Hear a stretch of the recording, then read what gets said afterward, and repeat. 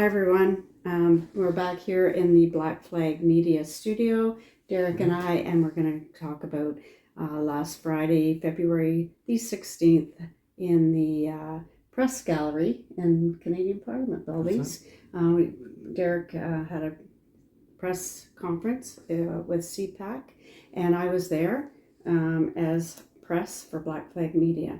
So I sat in one seat and I took some film from there, and we're going to attach that onto this introduction, and you'll see what I took and around a little bit, and we'll go from there to show you the cameraman and the other press that are sitting there. Yeah. And part of the reason I did that is so that you could see what we were looking at.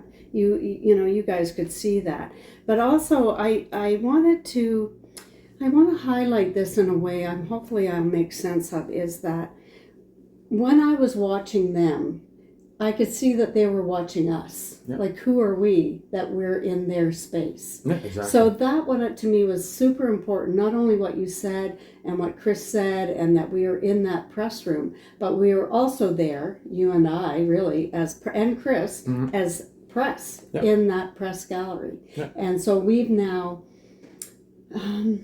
I don't want to say words like infiltrated or any of that kind of word, but we've now kind of come in as Canadian citizens into a world that they've been keeping us out of. Yeah, Does and that was the first thing.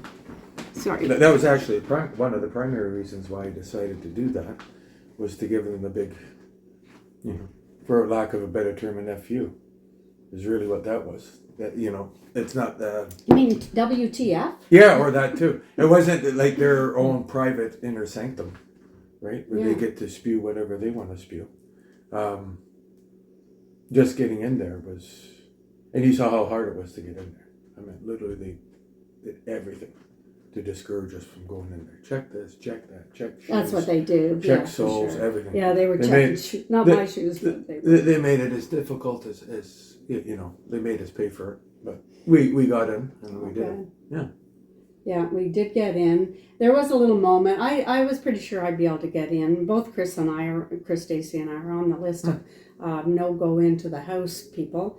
But because I've had this happen before, I'm not allowed in the gallery. Mm-hmm. We're not in the gallery for question period, and that's what we're on the list for. Yeah. So when the last time, in October, when I was there with my cousin Phil, I was allowed into a committee meeting, yeah. and this time allowed into a press conference. So it's just the list is for the gallery. I kind of did a little bit of research, not that it's the exact reason, but what I think there's a thing called parliamentary privilege, mm-hmm. and there's a whole bunch of things on there.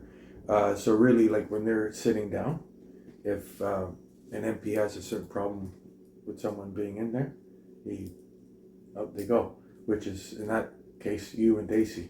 How we fix that, I don't know. There's no rules. I don't know. There's no process. No. There's no process for it. No. So they say call your MP. They say call. I have called the sergeant at arms, and he just said, that's just the decision he's made, and there's no time frame on it. So there you go. Yeah. That's just their rights to do, and I'll keep trying. I'll keep following up with, but. I would imagine that because Charlie Angus was mad at me and mad at us, certainly mad at me, he probably chirped into there. Yeah, he was probably one. Yeah, Charlie. Hey, I got my thank you Truckers button on that Frank made. I know the day before, Ed and I got in, mm-hmm. but I meant they were literally like they stood with 6 inches from us. The entire time we were in there, they were right. Boom. Yeah. Just keeping an eye on you, just making sure that you don't. But we stayed in there and watched till the end. Very good. So you did your press conference, and you've had a little bit of flack. You've had lots and lots. First of all, before I start, is that I just checked. What did I say? Close to or around 160,000 views on CPAC alone, and let alone any of the news outlets that have put it up. But 160,000 views, and I would say from what I could see, that's probably record-breaking for CPAC. So congratulations on that. Yeah. But and you've had a lots of thumbs up, lots of pats on the back, lots of way to go. But you've also had some flack. Sure. Let's start with that? let's start All right, with the let's flack go first. right into it. Okay, so the flack was I'll do this first of all. So, reason why I did that obviously is we talked. We needed to give them a little bit of an FU and show that we can go into the inner sanctum. So, if we didn't do anything that particular day, we gave them control to say what was happening, right? They had full control. Now, I do preference that. So when you have the ability to book that room, I can have 7 people to come in. And there was actually a plan for several other people, not just me to do it, but everybody else, a few other people. And then I also did have one, another media company that's not a part of the accredited media that could go. So weather and all of those didn't come. So we came up to the point, and I did say actually I was, just because of the flack, thinking of not doing it. So I said, and it's getting closer. There was another one earlier that day that really didn't represent the movement at all. They were just pushing something else. So I said, well, if we leave it at that, that's what the whole weekend was going to come about. So there wasn't no talk about the freedom movement at all in itself and why we're here. So Dacey was one of the 7 because he was planning the event anyway. And I mentioned that to Dacey like earlier in the weekend, said this, I think I got this. What do you think? And he said, yeah, I'll definitely put one. So, and it was good because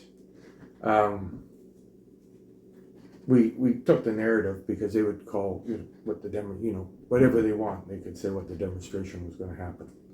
So at least Dacey kind of presented himself pretty well there. Yeah, he did. Yeah, so he presented the celebrations, the what was going on in the hill and on the street very well, and because he was organizing it, so he definitely knew what he was talking about. So yeah. Okay, so that was one flack issue. Yeah. The second flack issue is the apology thing. Oh yeah. Okay, so that's primarily been the biggest one, and then the next one would be probably the second one, but this was clearly the biggest one. So the question that they asked is, what would I like to hear? I think you started with saying something like, we haven't even heard an apology from Justin Trudeau or from the Liberal government or whoever. And then they jumped onto that. And sure. How would you like this? Yeah. Listen, I want them all to rot in jail. Of course I want them all to rot in jail. But, I go back. It wasn't just... It was... The best way to say it is for the first time, say if the media was a squirrel, I'm just throwing little peanuts at it to come. So I wasn't going to go full blown. I could go in there, I could scream, I want them all murdered, this and that, hang them. There would be no point doing that. All you'd end up is looking like ridiculous. And then I'll just feed their narrative. Yeah. But what I wanted to do is I wanted to kind of break their narrative. And really just go to people that weren't even in the general public. Like that's what I said. These are the initiatives that we were taking, and then some of the people that actually were going to join me behind were, what the future after the convoy is, what we're all about. So that was kind of where I won on. Now, I meant, everyone else is quite welcome. You can go hang out. There's all media offices everywhere. Go yellow genocide. See if they come out. Go. I do it. I've done it. They've never come out. Right. I don't have. So, I'm certainly for one of the people that I would say I'm a member of the freedom movement. I had no problem with you suggesting that or saying that they haven't apologized. And I think that we do need to learn how to apologize for things, because that is the first step in recognizing that you've done that there is a wrongdoing. Mm-hmm. And they may have been involved in that wrongdoing in some manner. Yeah. So that's it's a very important step to accountability. So I don't have a problem with you asking for an apology. By all means, if they were to step up and said, "Oh my gosh, I apologize. We've ruined a whole lot of people's lives. Mm-hmm. Let's see what we can do to help that." But we haven't even got that. No. Is what you're saying. No, We haven't exactly. even got that little bit of Mhm. anything. So, is it that all that you want? Absolutely not. Absolutely not. Whatever accountability may look like. Mhm. And that's for people to sit down and figure out. But certainly certainly they shouldn't have a job. Yeah. And certainly they shouldn't be having a pension on our money. And most likely they should be charged and probably go to jail. Mhm. A lot of them. Yeah. And would that be enough for accountability? For some, yes. For others whose lives have been damaged, Mhm. they've lost loved ones, their lives have been ruined. Would that be enough? I don't know as anything would be enough, but it would be something It would be something big, and it would be important in Canadian history and Canadian politics to say you can't just run over Canadians and Mhm. people and just walk away with nothing. With everything, they get Yeah. everything. Yeah. They get pensions. They still have their job. Of course. So you can't just walk away scot free. No. So this is a really big beginning I think, for the freedom movement. We do what we do, and we will continue doing what we do as Mhm. you and I, me, and others, rallies and petitions and letter writing and emails and all the things that we do and tyrant patrolling. We will continue. Sure. Until such time as we realize that we can sit back a little bit. Yeah. But that's not now. No. Not even close to to now. But that press conference was a real step into that world to say, no, we're part of this world too. We can get on a plane and a train. Sure. You can't segregate us. No. So taking that was a big step. Yeah, and contrary to what they think, they're working in a building that we own or that we paid for. Yeah, so that was that. I meant the other thing too is a narcissist. The worst thing you do to a narcissist is make him apologize. That's just psychologically. But I say, yeah, no. Everyone's talking like I don't want them to go to jail. Of course I want them to go to jail. You don't miss the whole point. And the other thing going on to that was in there that I said is they did ask, so who have you reached out to? And there is one NDP MP that is on our side. There's 2 Liberals that are on our side. And I also wanted to stress that there's also law enforcement on our side. Blah, blah, blah. I should have said doctors too at the time. But yeah, I was that was sitting in that the was seat my... thinking, Derek saying, there's all sorts of Canadians, welders, and the list you made. And I'm sitting there and thinking, say doctors, because they are hugely a part of presenting the case. Yeah. For why we took the stand in the first place. Yeah. So, but you forgot. That's okay. But we'll say it now. Thank you, doctors. And I did. I wanted to break that mold that they had us in. Mm-hmm. That's all I want. That was one of the key things. And get them thinking that among them, there's us. Yeah. The cops that they weaponized against us. Well, there's cops. No, they're on our side, and I know they're on our side. So. Yeah. So that was the other thing. So that's in their ether or their matrix that they're going through.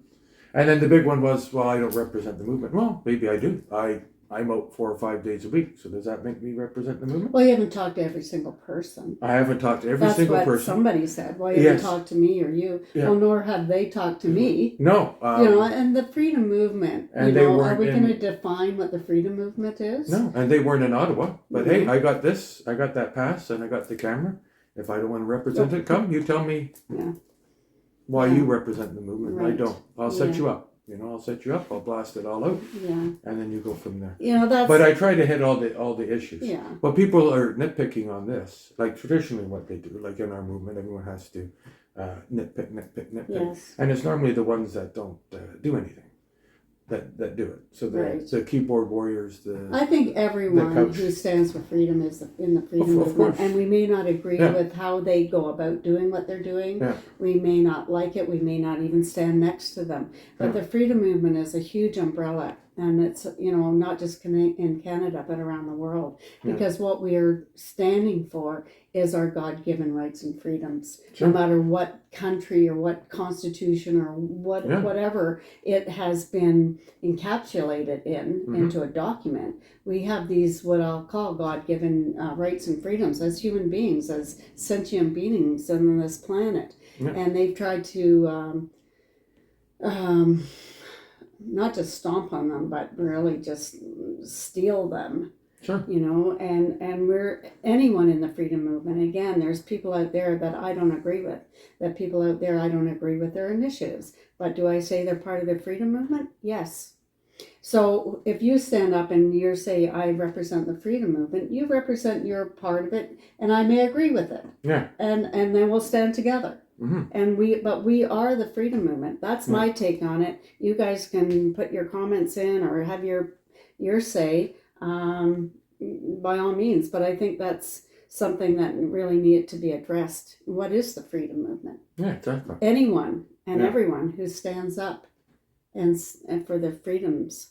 That's what the freedom movement is to me. Yeah, 100%. So I think you did a really good job, and I'm pleased with how Dacey represented the Ottawa, the Wellington regulars, and just the celebration on the Hill. He let people know what was going on. Mm-hmm. I don't know. Is there anything more we should cover on this? I don't know. No. I try to do it. There's just so many there's a lot of it's impossible for me to reply to everybody. Yeah. I mean, it's way this, over the top. Obviously, this hasn't stopped. By your press conference or the anniversary, and people's opinions about whether people should have been partying after, or there's just people will go on and on and on. But the freedom movement, which is a movement. It's not a collection. It's not an organization. It's people, individuals in movement to capture and restore our rights and freedoms. That's what this movement is. Of course. There's no bosses. That's what I love about it, really. I mean, there will be leadership.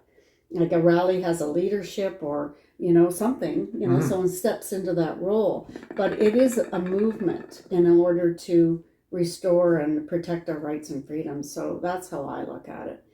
And say it's not going to stop, because this conversation will go on, and we'll see where it goes. Because they say you've got, probably by the end of the day or the end of a few days, you'll probably have more than 200,000 views on that press conference. That's huge. Yeah, for CPAC. That's huge. Yeah. And if those that are dissing it, whatever, you might not like this or you might not like that. Well, that's 200,000 views that the freedom movement just had by public, by politicians, by others in the freedom movement. Sure. And we can move through with that. Sure. Make our changes, make our thoughts known, and we just keep moving forward. So exactly. I think it was great. Yep, and I was allowed in. Look, I have this and everything.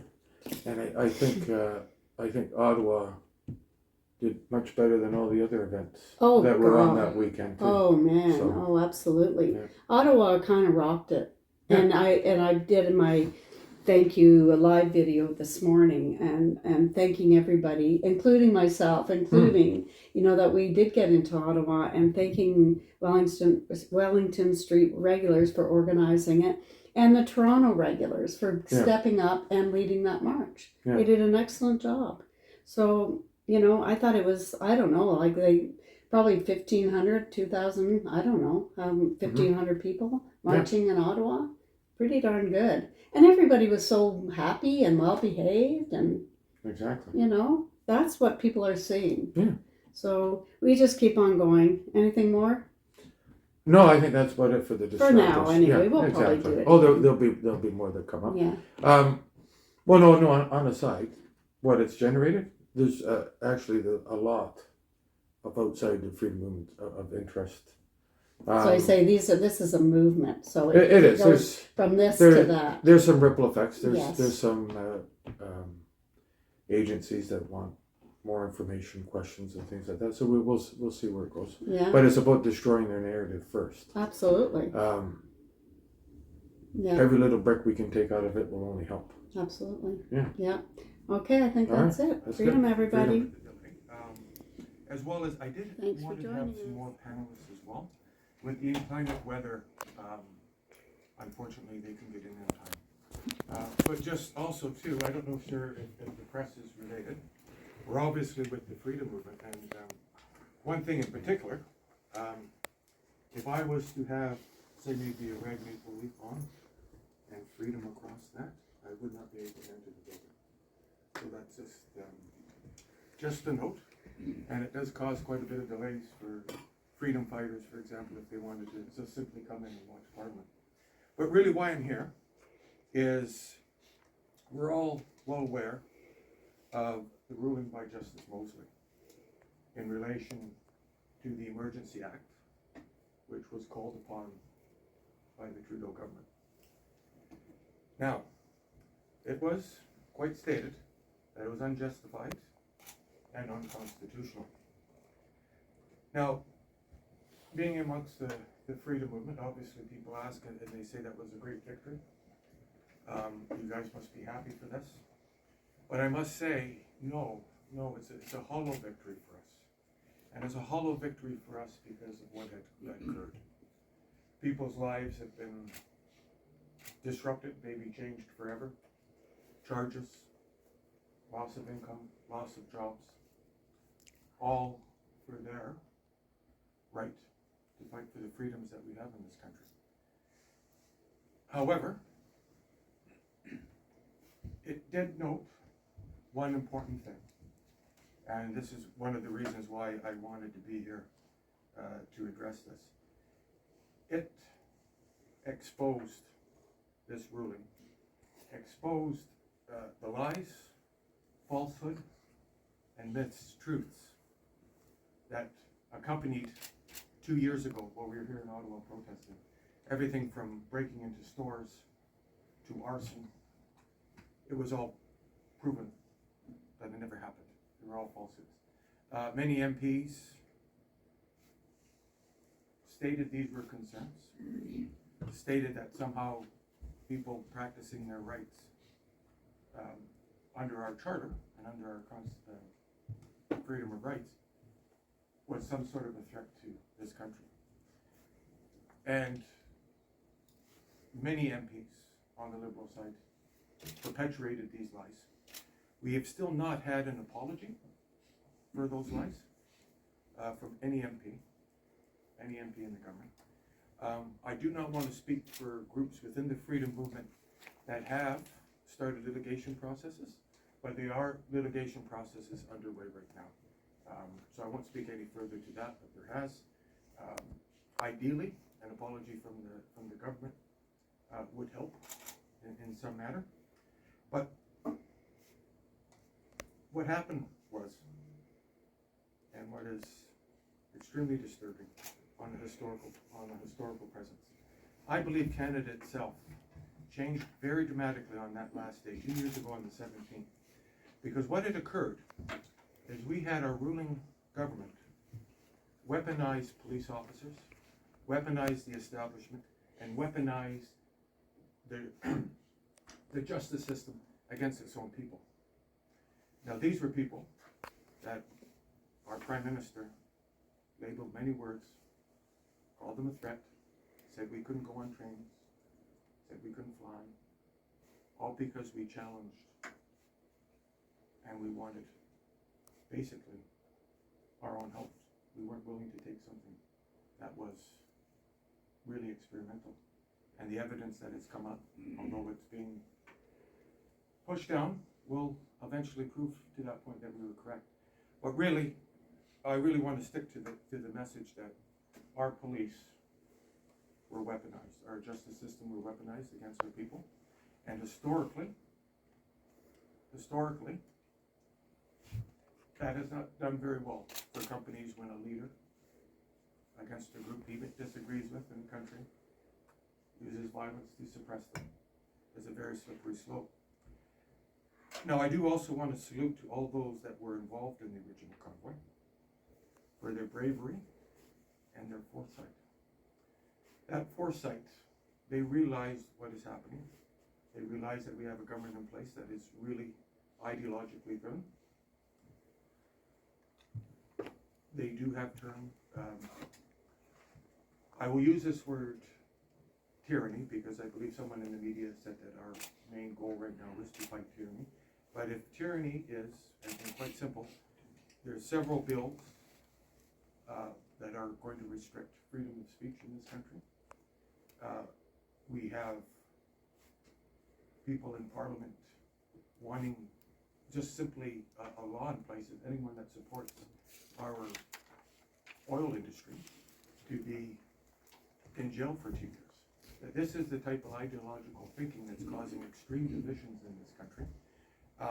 I can't remember in our history, and other besides the senior, where the government has basically waged war on one of the provinces in this country without negotiation.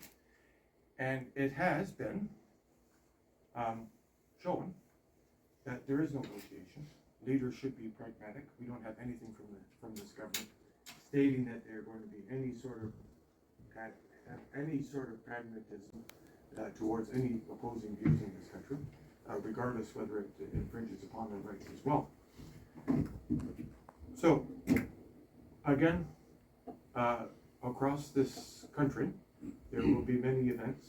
These are not celebrations, but more for remembrance of what occurred on the 17th. There's several events in the city, in the province, and across the country, one of which is in Ottawa. So I'm going to have my colleague Dacey just kind of describe what's happening tomorrow, give his thoughts on the original convoy as well, and then I will move into some other matters afterwards. Yeah. Hey, Chris Dacey. So I was at the original convoy the entire time. I'm a resident of Ottawa. I've lived in Ottawa my whole life, and I've been here, I guess, pretty much around the hill, or part of the group that's been come to known as the Wellington Street regulars. I've been here for the whole time since. So anywho, this weekend we're planning I guess a commemoration is probably the best way to put it. We didn't choose the weekend and the date by accident. This is the time that the Emergency Act was invoked. And, I was there, and a lot of us were present for the brutal clear out here in Ottawa. So we're going to remember that. We're going to get together and network, and we've got some fun stuff planned as well. So we're going to have speakers. We're going to have a march around town. That's all been coordinated with the Ottawa Police, so everything should go off without a hitch, I'm hoping. And we're going to have music speakers and just try to have an all-around good time.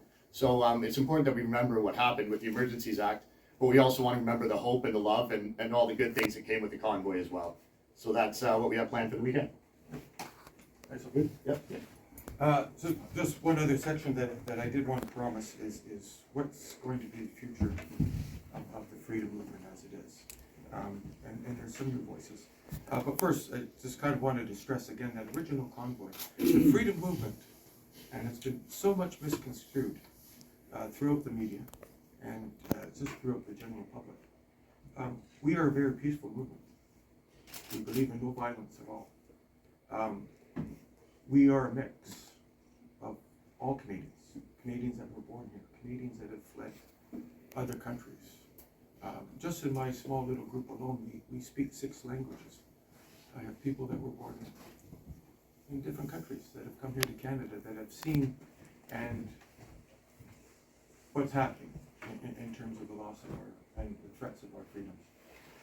Going back to how I want to preference this play, it is again to congratulate those that started the original convoy, to illustrate this to the general public. But where we are right now, and this, I'm truly reaching out to the general public, regardless of who you are, where you're from, that the freedom movement is actually for yourselves. We are in a very difficult time in this country. I don't believe Canada has ever been in worse economic conditions that we have right now. We have a laundry list of corruption, alleged theft, alleged billions missing. The list goes on and on. Inquiries cancelled, non-cooperation in inquiries. The list goes on and on. So as a people, there's no accountability. good governance and ethics has certainly left this government as it stands right now. There's none of it. Good governance and ethics are a part of their description, and none of it I see at all. Basically, secrets. There's some secrets in the government are repugnant. There should not be any. We have no accountability, and this is why I'm reaching out to our people of this country. There's many things still ahead, as I mentioned, censorship bills.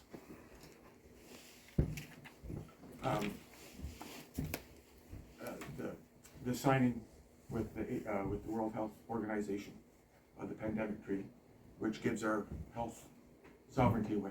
There's been no discussion on this. It has to be researched. This is forthcoming pending. Our Prime Minister also wanted to add climate change into health. Where's the rationale? Where's the science? Where is anything to relate that? We obviously, in terms of initiatives, there's many of us within the Freedom Movement. Some of them which will be here today to present them. I will forward them off to you, their initiatives. But most of the initiatives are, even from a municipal level, people getting engaged. How are we going to operate? How are we going to have responsible government? The government right now has basically lost the reasoning that they actually work for us. This building that we're in is ours. The parliament that they're in is ours. They're supposed to listen to us. They do not listen to us. They're staying focused on their own ideology and putting that through. Because of that, going into a new election, of course there's going to be a swing, as it looks, but this is an excellent opportunity for us to reach out to the general public, for all our citizens, to realize and to make sure that this corruption, this unaccountability in government doesn't exist. So how do we go about that? Well, there's several options. There's several things within the movement in which we need our citizens to come work with us on. Basically, ideally, the Senate that we have, we need an independent Senate, an electable Senate. We have to have revisions of the Privy Council. We may also have to have revisions of the Crown. Do we still want to have a Crown system? Do we still want to have a parliamentary-based democracy, which we have right now? If this is what results in a government so corrupt and so dysfunctional as we have now. So like I said, I will forward those initiatives that we have in the group. There's many groups. And I'm passionately reaching out to the general community. We are not thugs. We are not terrorists. We are not racists, as we're coined in many places. We are you. We come from several walks of life. We have everything from welders to truck drivers to cooks to actually members of police enforcement to members of the judiciary to politicians as well. So we are not a radical fringe or anything like that. We are free citizens. We are free citizens that have seen the change in our government over the last year, realize where it's heading, and that our freedoms are threatened. And that's it. So I will, again, I mentioned there are several initiatives from some of the panelists that were going to be here today. I will make sure that I reveal them going forward. And any questions from the media as it stands now? Could you just tell us a little bit more about what's planned this weekend, like specifically when? Yeah. So tomorrow, Saturday the 17th, starting at 11 a.m., there's a permit issued on Parliament Hill. So most of our activities will be on Parliament Hill. That begins at 11. There's some music. We're hoping to have speeches around probably noon, and then the planned march is at 2 p.m. So we've been working with Ottawa Police to figure out a route for that. There are some other things going on in the city. It's the final weekend of Winterlude this weekend, and there's also some other planned protests. So the parade or the march route isn't exactly finalized yet, but we're working with Ottawa Police to make sure that that's going to go off okay. And then we're back to the Hill after the march till about 5 o'clock. What can you tell us? What can you tell us about speakers, Dacey? I don't want to put out a list of speakers just yet. We're still waiting on a few confirmations, but there should be quite a few. And some of the people will be the people that are doing different initiatives. So there's people that are working in their local communities and doing different things to attack this problem that we're all facing. And many of those people will be speaking. And then there'll probably be time for an open mic too, and to meet some people afterwards if people are so inclined. Are you expecting to have a lot of people? And if you speak French, if you can answer in French. I do If speak not, we can go with English. Yeah, English is a little easier for me. It's hard to put a number on these things. I wouldn't say it's going to be in the many thousands, but if there's a few hundred, that wouldn't surprise me.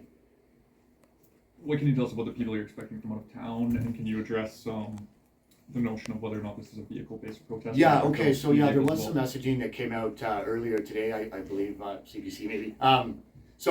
No, there's not expected to be any kind of vehicle protest of any sort. There are a group of people coming from Southern Ontario that will be traveling together, and they've collected some donations for a local church. So they'll be coming into town together, dropping off those donations to Capital City Bikers Church. They run a free store out of there that does a lot of work in the Vanier community. It's a community that really struggles and needs a lot of support. So the people that are coming in with vehicles are going to bring those donations to the church, and then everyone will just make their way downtown on their own, but not expecting any kind of vehicle or stuff like that, a vehicle-related protest of any sort. More questions? We'll now take questions from Zoom. If you have a question, please use raise hand function.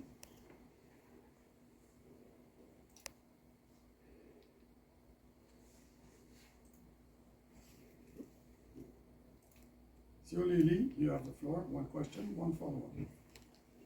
Hi, this is Shaoli Lee from Speakers. This is for the first speaker, the gentleman in the headband. I apologize if I missed this, but can you get your name and how it's spelled? Yes, it's D-E-R-E-K. I'm sorry, your full name. Yeah, D-E-R-E-K Noonan. Thank you very much for that. And as a follow-up, relating to Saturday's protest, Yes. have you gotten any clearance from police or any coordination with police in relation to the use of loudspeakers or horns? Because I know that was an issue 2 years ago, and it has been an issue with more recent Palestinian protests in Ottawa. Well, I can speak yeah, to you that a can little speak to bit. that. You have Yeah, to- so as far as with the city of Ottawa, there is a general rule that no amplification devices are allowed. We've been kind of sticking to that rule as much as possible. Our event is going to be on Parliament Hill, where we do have a permit. So we have a permit to use amplification equipment, sound equipment, that sort of thing on Parliament Hill. As far as off Parliament Hill, I think the general rule should apply. No megaphones, no amplification devices, but you'd have to check with bylaw and Ottawa Police to be certain on that. What would be your sorry, can I what's your message to Ottawa residents who don't like the convoy? I mean, People I downtown. would recommend that they come out and try to talk to some of the people that are going to be around. We don't fight. We're happy to talk. And like Derek said, we're trying to reach out and talk to as many Canadians as possible. So if people have concerns, come talk to someone. I think that's the best way to start. And you said you want to reach the general public. How do you plan on doing that? Well, starting with this, I guess. Definitely, there are several things we like to reach out to the general public is their understanding of the issues that are handled within the government in terms of the alleged corruption, the alleged theft. Are they happy with the way government is behaving? There's no accountability, no disclosure of actually what's occurring on several matters. And the biggest thing is 65% of this country has less than $500 left over at the end of the month. Now, the government that's in play right now has basically come out and said that they're for the middle class. So if they're for the middle class, I ask the general public, having less than $500 left over at the end of the month, is that a government for you? Is it a government for you that has more increased taxes on April 1st? Is this a government for you in which they're proceeding with censorship bills that are downbeat? Is this a government for you that priorities are constantly shifting? Do I see any priorities for housing veterans? Do I see any priorities for fixing the housing on First Nations? we're still waiting after 8 years for clean water on First Nations lands. So these are the types of things that we talk about. The poverty, how are our children being educated in school? These are several issues that we want to reach out to the community. And I know there's concerns. That poverty is increasing, homelessness is increasing. You're seeing in like the small town of Brockville, on one day,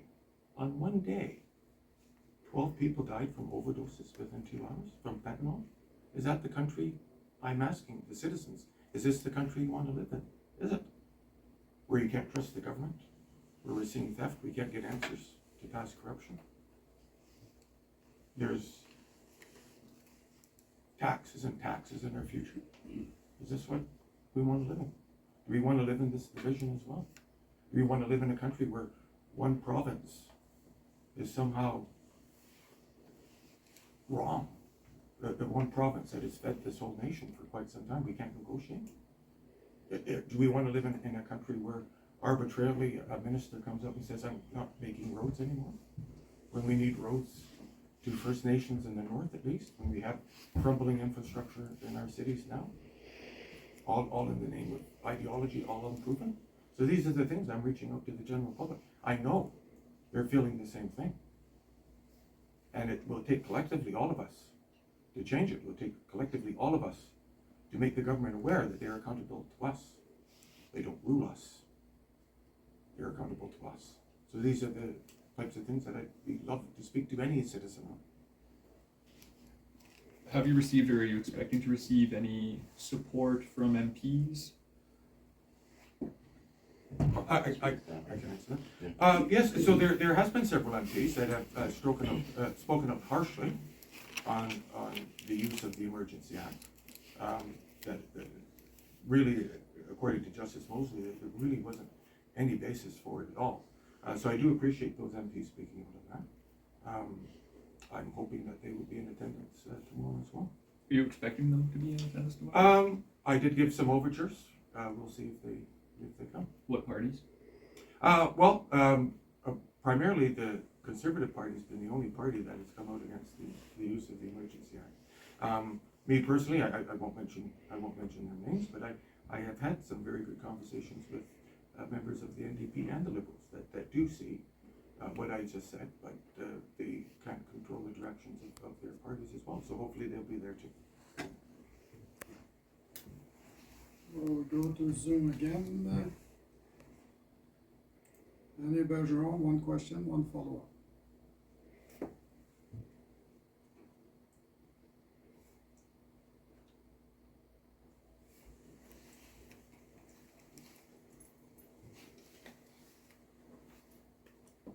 Annie, are you there?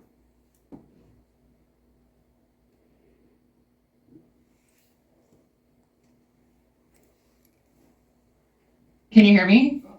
Yes. Okay, there we go. You talked about wanting an apology. I'm wondering who specifically is kind of the most important. Is it the Prime Minister? Is it other members of Cabinet? And following up on that last question, have you had any conversations while you were on Parliament Hill? Why did you choose Parliament Hill today for this press conference? Oh, okay, I'll kind of answer that backwards. Why I chose this day for the press conference in Parliament Hill is because we will be remembering what occurred on the 17th, just on Parliament Hill tomorrow. So that was appropriate. I have spoken to some MPs in regards to this. In terms of an apology, ideally I would like an apology from the all parties that had voted in favor of the Emergency Act. That includes Mr. Singh and the NDP. That also includes Justin Trudeau.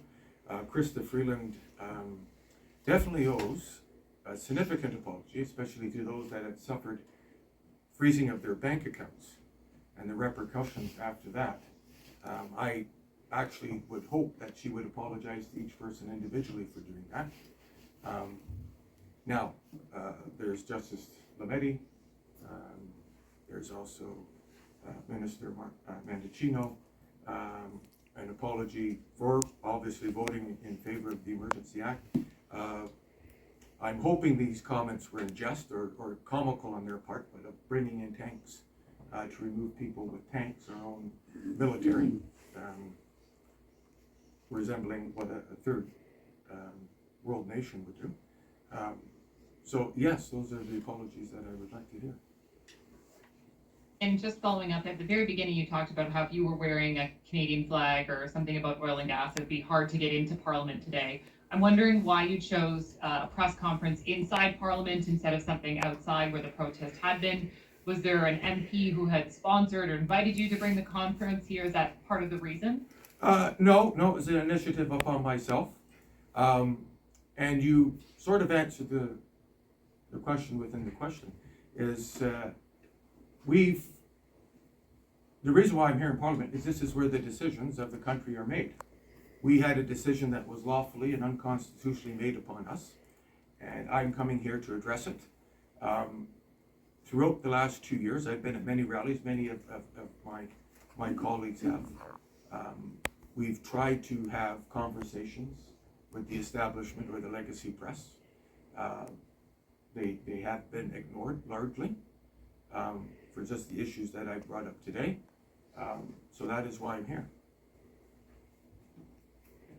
Do we have more questions? This concludes the press conference. Thank you very much. Thanks, everyone.